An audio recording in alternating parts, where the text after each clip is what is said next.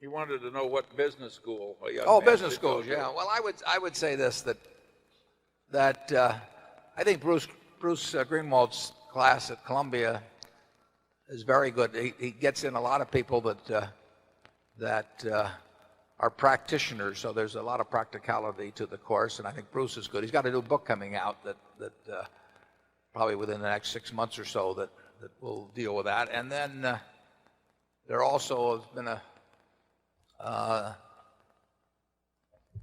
endowed at the University of Florida certain courses relating to value investing, and I think there's been one at the University of Missouri. So I would suggest you at least check out the curriculum at the University of Missouri and Columbia and Florida, and do a little comparison, and maybe check with a few graduates, recent graduates, as to what kind of experience they had.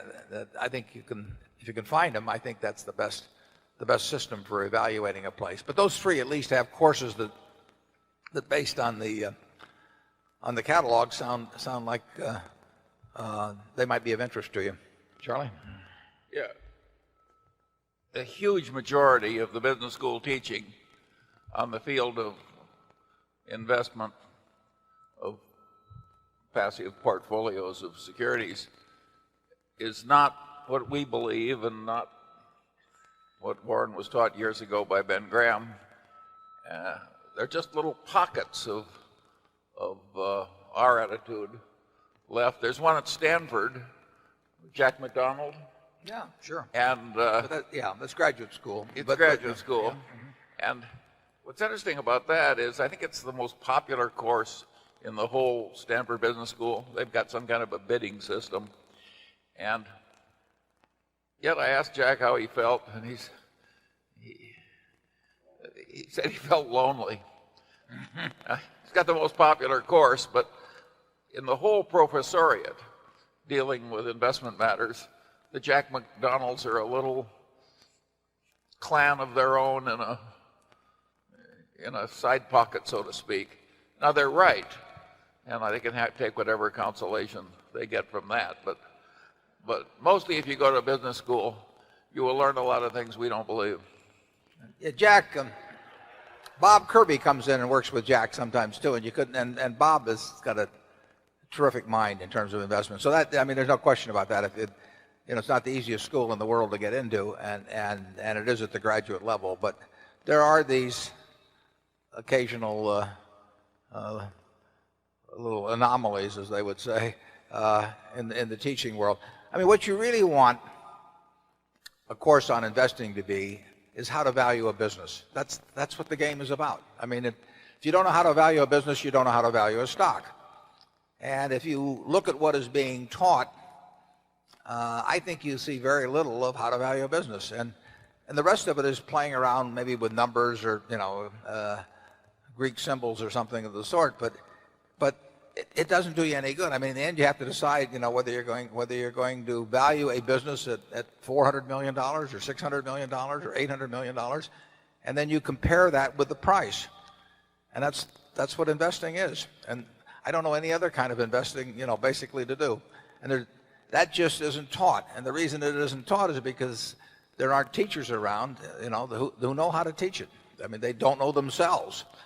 And since they don't know themselves, they teach something that says nobody knows anything, which is the efficient market theory. And if I didn't know how to do it, and if I ever teach physics, I'm going to come up with a theory that nobody knows anything, because it's the only way I can get through the day. But it's fascinating to me how the really great universities operate in this respect. If you get a sacred writ, I mean, you get in the finance department because you sign on, to whatever the present group thinks. And if they think the world is flat, you better think the world is flat too. And your students better answer that the world's flat when they get on exams. I would say investment finance teaching in this country is in general is kind of pathetic. Well, I think the business schools do a pretty good job when it comes to accounting, or personnel management, or there are a whole lot of subjects I think they do quite well with, but they miss one enormous opportunity. if you learn to think intelligently about how to invest successfully in businesses, you'll become a much better business manager than you will if you aren't good at understanding what's required for successful investment.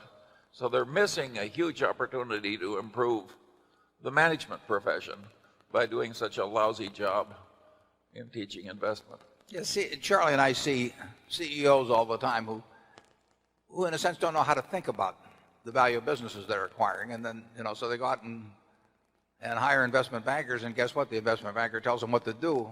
Tells them to do it because they get 20x if they do it and X if they don't do it. And guess how the advice comes out? So it's when a manager of a business feels helpless, which he won't say out loud, but inwardly feels helpless in the question of asset allocation, you've got a real problem.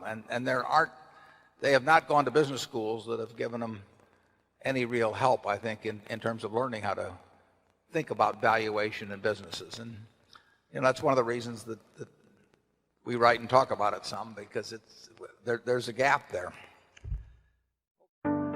By far the best investment you can make is in yourself. If you invest in yourself, nobody can take it away from you.